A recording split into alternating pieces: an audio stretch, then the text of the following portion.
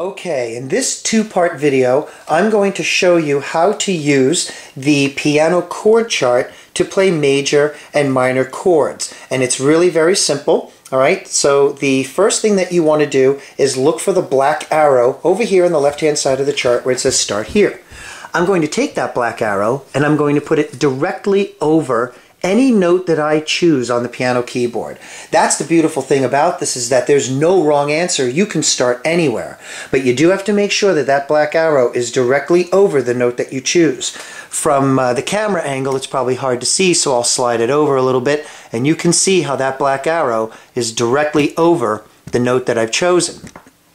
Then what I'm going to do is, all I'm going to play is the note that is underneath this black arrow and any other piano key that falls directly under a black dot on the chart.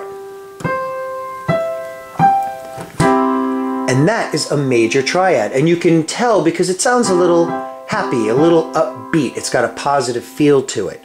I can play it with just my left hand, or I can play it with my right hand, or I could do all hands together, which I encourage you to do so you can learn how to do these with both hands.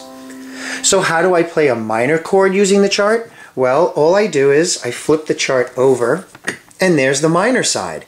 And I'm going to line that black arrow over any note that I choose. I'm going to pick the same note that I just used in the prior example. And again, it's lined up directly, and I play the note that I've got my black arrow over, and I play only the piano keys that fall directly underneath a black dot.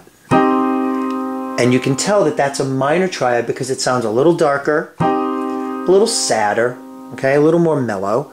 And that is how you play piano major and minor chords using this chart. You can actually take this chart and slide it and use it anywhere on the piano keyboard. And I'll give you just a couple of examples. Is that you can put it here, okay? And I'm going to start on a black note.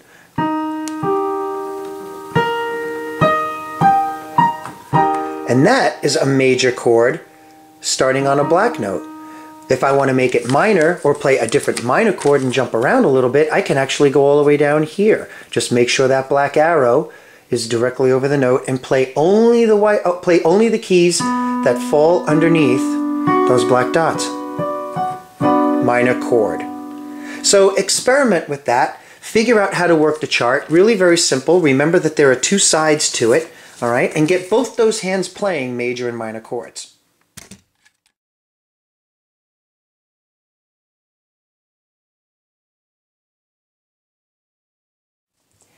In this next part of the video, I'm going to show you how to label your major and minor chords. You are going to need to know the names of the notes of the piano keyboard, so if that's still a little shaky for you, I suggest you review that because you do have to label your major and minor chords. And it's very simple.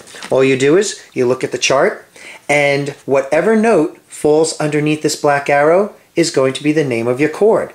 For example, I'll put it over here. I'm going to go back to my previous example, and I'm going to put that black arrow directly over this note, and this note right here is a C.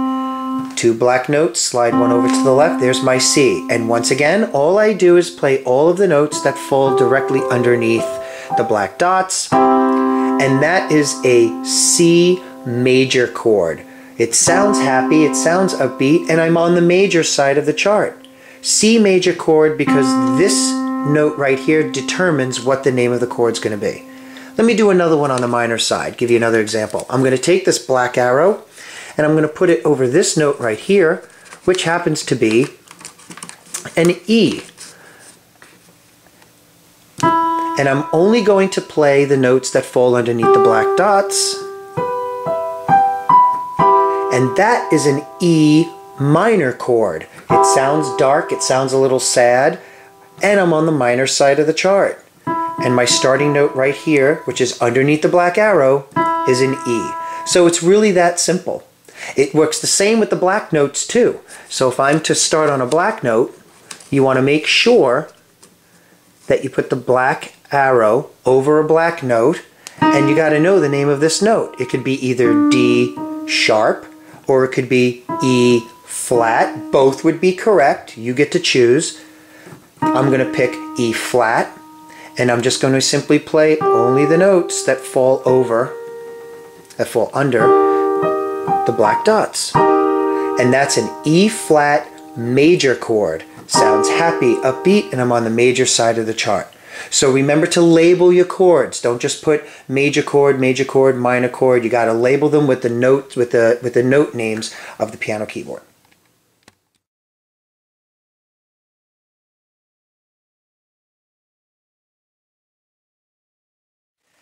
Now that you have written your chord progression and you've labeled your chords, it's now time to learn how to play it. You're going to use the piano chart to learn how to play your chords, but eventually you want to take this and you want to be off of this. Put it off to the side, because you really don't want to be, using the chart to play a chord and then flip it over and play a chord and then, flip it over, find the notes and play a chord. It's not going to be a lot of fun doing that. It's not going to be fun listening to that. So we're off the chart when you learn how to play your song and you perform it.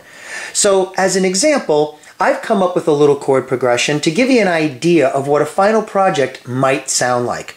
My chord progression is going to go C, D minor, F, G, C. And that simply goes like this. C, D minor, F, G, C. And that sounds really nice. It's a nice chord progression. Some minor in there, some major. But I think I'm going to do it with two hands.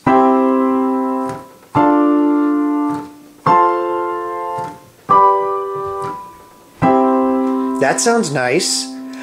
I think I want to add a little bit of rhythm to it, just to make it sound a little bit more interesting.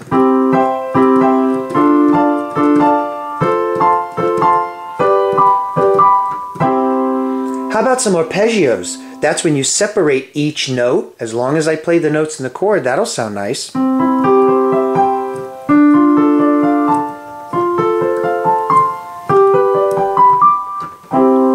That sounds really cool. Or I might even want to do something like this.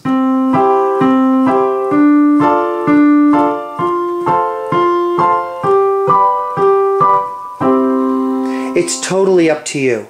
Once you learn your chords, be creative with your chord progression. Add rhythms. Use the keyboards to add some drums. You can even change the sounds and add different instruments to your keys. Just be creative and have fun with the music that you've written for this assignment. So there you go. That's kind of some examples of how you might want to play your chords.